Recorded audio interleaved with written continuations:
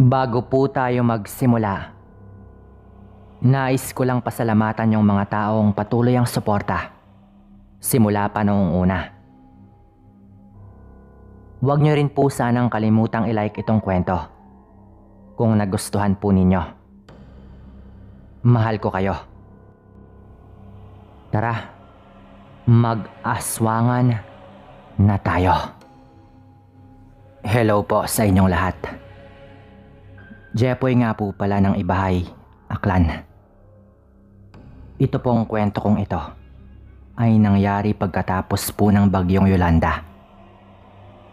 Yung bagyong sumalanta po sa Kabisayaan, Nobyembre ng taong 2013. Wala pa po akong asawa ng panahong ito. 19 na taong gulang po ako noon. Pero nakatira po ako noon sa bahay ng ate ko na may sarili na ring pamilya.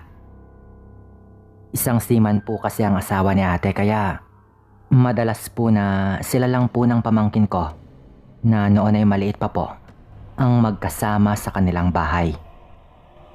Kaya ang sabi po noon ni nanay at pati na rin po ng asawa ni ate, doon na muna ako tumira para may kasama raw ang ate ko at ang pamangkin ko. Ang ate ko nga po pala ay medyo may pagkabungangera po. Manang-mana po sa nanay po namin. Parang Armalite po talaga ang kanyang bunganga. Lalo kapag nasa rason naman po talaga ito. Isang umaga po, nagising po ako sa pagkakatulog ko nang marinig kong parang merong kaaway si ate sa labas ng bahay. Agad ko po yung sinilip sa bintana. Talagang putak po ng putak si ate habang tinuturo-turo ang isang matandang babae at ang anak nitong dalaga. Kababaryo po namin ang mga yon na syempre hindi ko na po babanggitin kung anong baryo. Agad po akong bumangon noon at tinignan ang pamangkin ko sa kwarto nila. Mahimbing pa rin po itong natutulog. Bandang 5:30 pa lang po kasi ng umaga. Pero medyo maliwanag na po. Lumabas po ako agad at inawat ko po sila. Dahil nga po mga 1 linggo pa lang po nun pagkatapos kaming bagyuhin. Siyempre marami po talagang kalat. Mga natumbang puno at mga nawasak po na bahay. Kaya daw po sila nag-away. Naabutan daw po pala ni ate ang mag-ina na tinapon ng isang sako ng kalat doon sa bakanting lote sa harap po ng bahay. Nagkataon naman pong yung bakanting lote na yon ay nabili na po nila ate. Nung tignan daw ni ate, ilang sako na ng basura ang nakatambak doon. Kaya syempre, nag-init po ang ulo ng ate ko. May barbed wire naman po doon na ginawang bakod pero mababa lang naman po. Hindi po talaga yon tapunan ng basura. Lalo at bago bumagyo noon, nilinis pa po namin ang loteng yon. Tinanggal ang mga talahib at talagang nilinis po namin. Nakakainis naman po talaga kung gawin yung tapunan ng basura ng ibang tao. Ang problema po kasi, nung sinita po sila ni ate, galit na galit pa raw ang matandang itago natin sa pangalang Lola Inday. Sila po yung pinakamalapit na bahay sa amin. Pero hindi po talaga maituturing na kapitbahay. Dahil medyo ilang metro pa po yun sa bahay nila ate. Nasa bandang dulo po kasi ng baryo ang kinalalagyan nila ate. At lahat po ng lupa doon banda ay meron na rin pong mga may-ari. Kaya bakit nga naman doon sila nagtapon ng basura? Ang sabi po noon nila Lola Inday, pagbabayaran daw ni ate ang ginawa niya sa kanila. Talagang yun po ang sabi ng matanda. Samantalang sila naman po ang mali. 2 taon pa lang po noon ang pamangkin kong si Jingjing. Mga 3 araw po ang nakalipas. Ginabi po ako noon sa aking pag-uwi. Madalas naman po akong gabihin dahil Sa Kalibo pa po ako nag-aaral ng kolehiyo noon. At uwian po ako kahit medyo mahirap. Kasi nga, kapag kumuha po ako ng boarding house, wala pong makakasama sila ate sa bahay nila. Papasok na po sana ako nang makita ko po na parang meron pong naglalakad sa likod ng bahay. Dali-dali ko pong pinuntahan yon. Nung nandoon na po ako sa likod ng bahay, bigla po yung tumakbo. At kahit madilim na po, nakilala ko po kung sino yon. Wala pong iba kundi si Lola Inday. Agad po akong nagtaka kasi yung pagkakatakbo po ng matanda, malayo po sa uugod-ugod ng matandang kilala ko. Pero hindi ako pwedeng magkamali. Dahil yung mahaba niyang buhok at kung gaano ito kaliit, siya po talaga yon. Medyo maliit po kasi si Lola Inday. Agad po akong pumasok ng bahay na noon. Bago ko pa man po masabi yon kay ate, nakita ko pong nakahiga si ate dahil sumakit daw bigla yung kanyang tiyan nung gabi lang na iyon. Nung binanggit ko po sa kanya ang nakita ko, pati po siya ay nagtaka din siyempre. Mga ilang minuto daw po kasi bago ako dumating, may tinuturo daw ang pamangkin ko sa may bintana. At bigla daw itong umiyak na parang natakot. Nung tignan naman daw ni ate, wala namang kahit ano sa may bintana. Ganon din daw ng nakaraang gabi pero hindi raw niya nabanggit sa akin dahil abala nga ako sa pag-aaral. Ang sabi ko po noon kay ate, "Ate, hindi kaya aswang yung si Lola Inday? Baka ito ang sinasabi niya na pagbabayaran mo raw ang ginawa mo noong nag-aaway kayo. At baka ilang araw ka na pala niyang inaaswang. Hindi lang natin alam." Duda ko pa po noon. Pero ang sabi po ni ate, malabo daw yon kasi wala naman daw siyang naririnig tungkol sa matandang yon simula pa noon. Uminom lang po si ate noon ng gamot at medyo bumuti naman po ang sakit na kanyang nararamdaman. Pero hindi po talaga yon tuluyang nawala. Nagulat na lang po kami noon nung kinaumagahan po, meron pong kumakatok sa pinto. Sabado po yun ng umaga kaya wala na po akong pasok. Kaya po kami nagulat dahil pagbukas ko po ng pinto ay si Maricel po pala yung kumakatok. Siya po yung mismong anak ni Lola Inday na kasama po ng matanda noong nag-away po sila ni ate. Lumilingon-lingon po ito doon sa direksyon ng kanilang bahay. At agad po itong nakiusap na papasukin namin siya. Lumingon ako kay ate at pumayag naman po ito. Kaya pinapasok po namin si Maricel. Agad po akong nagtanong kung ano ba ang pinunta niya doon, na parang ayaw niyang merong makakita sa kanya.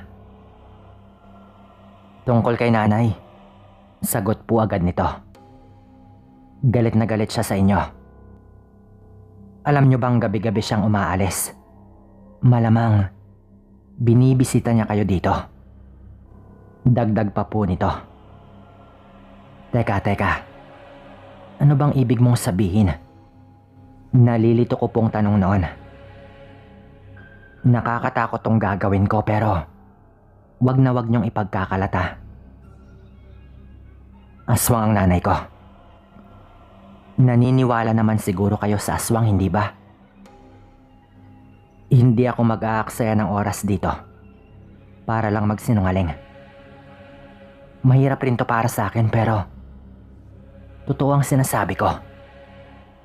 At sinasabi ko sa inyo, gagawin niya ang lahat para makaganti sa inyo. Paliwanag pa po nito. Nanginig po agad ang kalamnan ko noon sa aking mga narinig.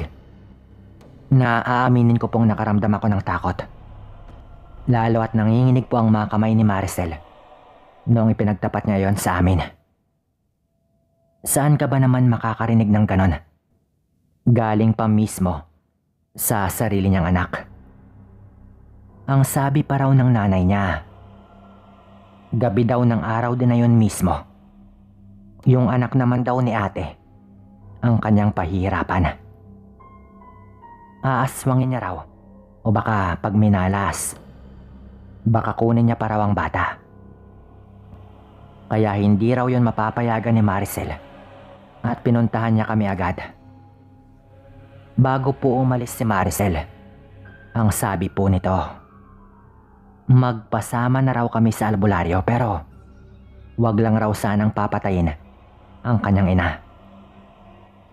Pagkatapos po noon, agad pong umuwi si Maricel.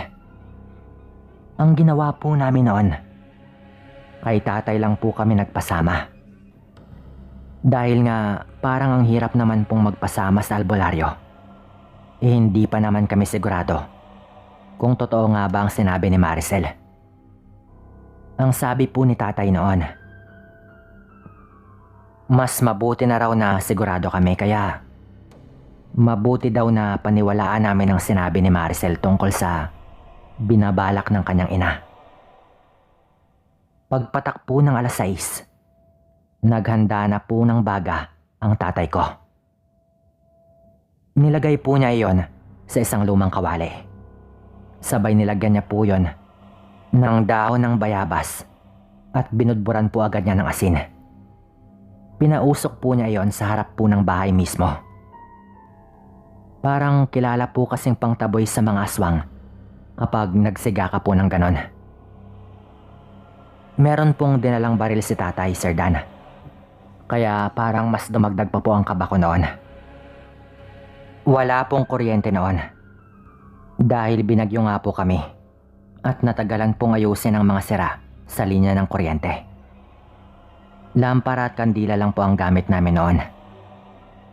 Bandang 9:00 po ng gabi, pumasok na po si tatay kasi parang wala naman daw siyang nararamdaman doon sa labas. Ilang minuto lang po pagkapasok po ni tatay, nakarinig po kami agad ng huni ng tiktik. Nung una ay malakas po, tapos unti-unting humina. Pero ang sabi po ni tatay, yung akala raw naming palayo na tunog ay kabaliktaran daw yon. Nasa malapit na raw ang tiktik kapag ganon. Kaya ang ginawa po niya, binudburan po niya ulit ng asin ang kanyang siga. Sabay binitbit po niya iyon dahil iikot daw po siya palibot sa bahay habang nagdadasal at bitbit yung siga.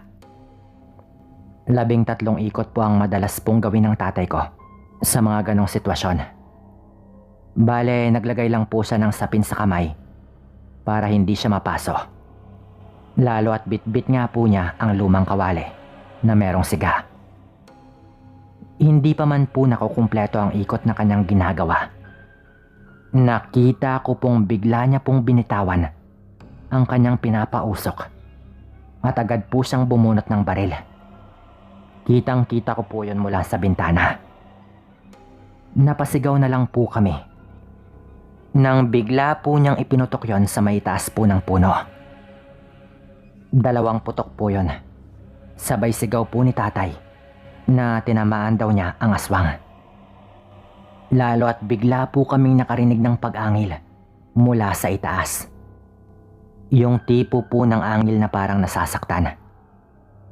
Hawak ko po ang flashlight noon, kaya ang ginawa ko, inilawan ko po ang puno. At sa itaas po ng isang sanga, meron pong nakabitin doon ng pabaliktad na isang nilalang na talagang mahaba po ang dila. Nang tamaan po yun ng ilaw, agad po yung tumalon mula sa sanga. Doon na po namin narinig ang malakas po na pag-angil na parang galit na galit. Bago po yun tumakbo palayo. Babarilin pa po sana ulit ng tatay ko. Pero narinig na po naming sumisigaw si Maricel na tama na. Tumatakbo po ito palapit sa bahay namin. Ayaw po paawat ni tatay noon, kaya pinutukan po niya ng isang beses pa sa may kakahuyan. At talagang pupuntahan po sana niya sa bahay nila Lola Inday para siguraduhin, pero umiiyak na po si Maricel at halos lumuhod na po ito sa lupa sa pagpapakiusap na wag nang gawin yun ng tatay ko.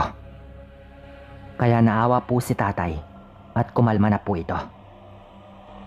Mukhang hindi po inaasahan ng aswang na iyon na meron palang baril si tatay at walang pag-aalinlangan niya iyong ipinutok. Ang sabi po ni tatay, isang pares ng mapupulang mata lang daw talaga ang kanyang nakita. Kaya agad daw niyang pinutukan yon at hindi naman daw niya akalaing tatamaan niya. Pero dahil hindi niya po pinuntahan, alam naming hindi yun matutuluyan. Merong paraan ng mga aswang para pagalingin ang kanilang sugat. Alam niyo naman po siguro yon kung naniniwala kayo. Ang sabi po ni tatay noon kay Maricel, paalisin na lang daw nila ang matanda sa lugar namin para wala ng gulo. Kinabukasan nga po, hindi lang po si Lola Inday ang umalis. Sila pong magpamilya. Wala pong nakaalam nito. Dahil hindi po kami mga bida-bida para ikwento pa po yun sa iba. Lalo't yun po ang hiniling sa amin ni Maricel. Pero dahil matagal na rin naman po to, kaya ikwento ko po dito. Simula po noon, wala na po kaming nararamdaman sa gabi. Nabili na rin po ng ibang lupa nila Lola Inday. Yung bahay po nila winasak na rin dahil kubo lang po yun. Si Maricel naman po, bumisita lang po dito ng isang beses. Nagpasalamat po ito kay tatay at ang sabi po nito, nanghihina na raw ang katawan ng nanay niya. Sinabihan po namin siya na wag niyang tatanggapin kung sakaling mamatay na po ito. Pero hindi po namin alam kung sinunod nga po niya yon. Hanggang dito na lang po ang kwento ko. Salamat po.